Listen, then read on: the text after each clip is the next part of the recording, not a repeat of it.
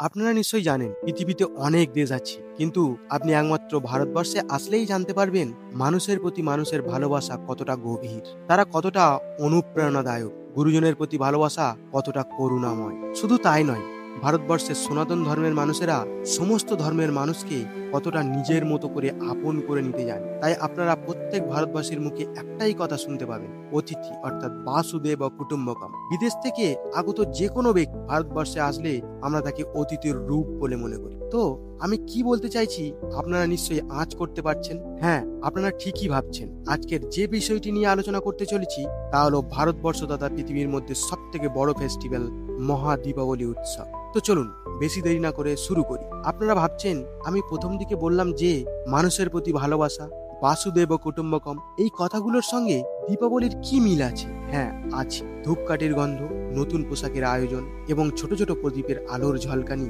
এইগুলোই তো প্রমাণ করে দেয় দীপাবলি এসে গেছে। দীপাবলি, যার সংক্ষিপ্ত অর্থ হলো প্রদীপের সারি, যা ভগবান রামচন্দ্রের যুদ্ধে জয়ী এবং তার আগমনের জন্যেই জ্বালানো হয়েছে। মহাদীপাবলির ঘোষণা অর্থাৎ শীতের আগমনও বলা যায়। আপনারা জানেন মহাদীপাবলি ভারতবর্ষ অর্থাৎ সারা পৃথিবী জুড়ে 5 দিন ব্যাপী মহা উৎসব পালিত করা হয়। দীপাবলি কেবল ভারতে নয়, বরং বিশ্বের বিভিন্ন দেশে ভারতীয় প্রবাসীরা দীপাবলি জাঁকজমকপূর্ণভাবে পালিত করে। উৎসবের প্রতিটি দিন অর্থাৎ এই 5 দিন, প্রত্যেকটা দিনের আলাদা আলাদা মহত্ব আছে। এর মানে হলো প্রত্যেকটা দিনকে প্রত্যেক দেবী বা দেবতাকে সমর্পিত করা হয়। তাহলে এখানে প্রশ্ন উঠতেই পারে, এই দীপাবলির উৎপত্তি বা দীপাবলি কেন পালন করা হয়? তো চলুন জেনে নিন। দেখুন, হিন্দু ধর্মের পুরাণ অনুযায়ী বিভিন্ন মহারিষিরা নানানভাবে দীপাবলি সম্পর্কে আলোচনা করে গেছেন। প্রথমত, দীপাবলি হলো সেই দিন যখন ভগবান রাম, স্ত্রী সীতা দেবী এবং ভাই লক্ষ্মণ বনবাসে গিয়েছিলেন। সেখানে তাদেরকে নানান সমস্যার সম্মুখীন হতে হয়। বিশেষ করে মহাবলবান রাক্ষসরাজ রাবণের সামনাসামনি হতে হয়। আপনারা জানেন রাবণ ছিলেন অধর্মের প্রতীক এবং ভগবান শ্রীরামচন্দ্র ছিলেন ধর্মের প্রতীক।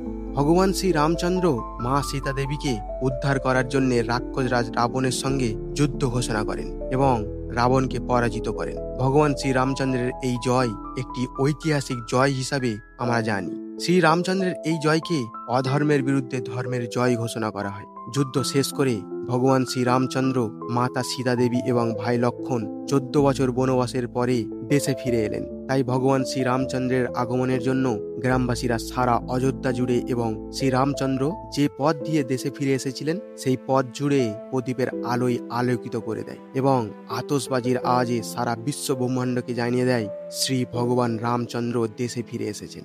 সেই দিন থেকেই ভারতবর্ষ তথা সারা বিশ্বের সনাতনীরা মহাদীপাবলি উৎসব পালন করে এবং প্রথম রাক্ষসরাজ রাবণের কুশপুতুল জ্বালিয়ে অযোধ্যাবাসী মহাদীপাবলি পালন করেছিলেন। দ্বিতীয়ত, হিন্দু পুরাণ অনুসারে আরেকটি মহাদীপাবলির গল্প আমরা জানতে পারি। দীপাবলি সেই দিনটিকে চিহ্নিত করে যখন ভগবান শ্রীকৃষ্ণ মাতা দেবকীর গর্ভে জন্মগ্রহণ করেন মামা কংসের কারাগারে। কংস মাতা দেবকী এবং পিতা বাসুদেবের কারাগারে আটকে রেখেছিলেন। তার কারণ কংস দৈববাণী শুনেছিলেন ভগবান শ্রীকৃষ্ণের মাতা দৈবকীর গর্ভের 8ম সন্তান তাকে হত্যা করে সমগ্র মথুরাবাসীকে রক্ষা করবে। তাই ভগবান শ্রীকৃষ্ণের মাতা এবং পিতাকে কারাগারে আটক করেন কংস এবং সেই কারাগারেই ভগবান শ্রীকৃষ্ণের জন্ম হয়। ভগবান শ্রীকৃষ্ণের জন্ম হওয়ার সাথে সাথেই সারা বিশ্ব ব্রহ্মাণ্ড আনন্দে উন্মাদিত হতে থাকে। পিতা বাসুদেব শ্রীকৃষ্ণকে নিয়ে মাতা যশোদার কাছে গোকুলে রেখে আসেন। তারপর ভগবান শ্রীকৃষ্ণ 11 বছর 6 মাস বয়সে মথুরায় ফিরে আসেন। মামা কংসের বিরুদ্ধে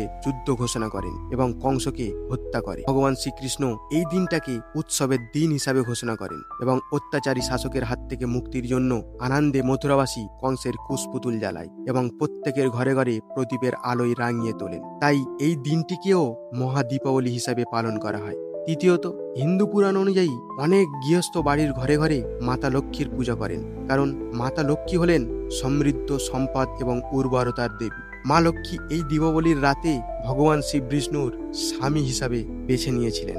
আপনি দীপাবলি সংক্রান্ত জ্ঞান অর্জনের জন্য যে গল্পই পড়ুন না কেন, এটি সর্বদা নতুন সূচনা এবং অন্ধকারের উপর নতুন আলোর দিন হিসাবে ইঙ্গিত দেবে। দীপাবলি শব্দটির সংস্কৃত অর্থ হলো প্রজ্বলিত প্রদীপের সারি, যা সমগ্র ভারতবর্ষ জুড়ে প্রত্যেক ঘরে ঘরে ছোট ছোট প্রদীপ এবং অন্যান্য রঙিন আলো দিয়ে দীপাবলি পালিত করা হয়। এটি আসলে একটাই ইঙ্গিত দেয়, অধর্মের উপর ধর্মের জয়। উত্তরপ্রদেশ, পাঞ্জাব, হরিয়ানা, গুজরাট, রাজস্থান, এই সমস্ত ভারতবর্ষের রাজ্যগুলিতে দীপাবলিকে জানুয়ারির চন্দ্রবর্ষের মতোই একটি নতুন দিনের সূচনা বলে মনে করেন। নতুন বছরের প্রস্তুতির জন্য অনেকেই তাদের ঘর পরিষ্কার, সংস্কার, ঘর সাজাই এবং নতুন পোশাক কিনে থাকেন। এছাড়া যে সমস্ত ব্যক্তি ঘর থেকে কাজের জন্য দূরে থাকেন অথবা বিদেশে থাকেন, তারা এই দীপাবলির সময়ে ঘরে ফিরে আসেন পরিবারের সাথে দীপাবলি উদযাপন করার জন্য। এই মহা দীপাবলিকে মিষ্টি বিতরণের উৎসবও বলা হয়ে থাকে, কারণ দীপাবলির সময়ে বন্ধু বান্ধব, প্রিয়জন, আত্মীয় স্বজন প্রত্যেকের ঘরে ঘরে দীপাবলির উপহার হিসেবে মিষ্টি পাঠায়। প্যাড়া, লাড্ডু, জিলেবি, বরফি, চকলেট ইত্যাদি। এই মহাদীপাবলি ব্যবসা বাণিজ্যের সাথে ওতপ্রোতভাবে জড়িত আছে। দীপাবলির প্রথম দিনই সম্পদ কেনাবেচার সাথে একটি গভীর সম্পর্ক আছে। প্রকৃতপক্ষে সংস্কৃত শব্দ ধন মানেই অর্থ সম্পদ, তাই এই দিনটিকে ধনতেরসের দিন হিসাবে পালন করা হয় এবং গয়না, অন্যান্য ধাতু কেনার জন্য একটি শুভ দিন হিসাবে পালন করেন সনাতনী ভারতীয়রা। এই ছিল দীপাবলির সার অংশ। তো বন্ধুরা, আজকের মতো এইটুকু। আবার দেখা হচ্ছে নতুন কোনো ভিডিওর মাধ্যমে। আপনারা সুস্থ থাকবেন, স্বাস্থ্য থাকবেন এবং নিজের প্রতি খেয়াল রাখবেন।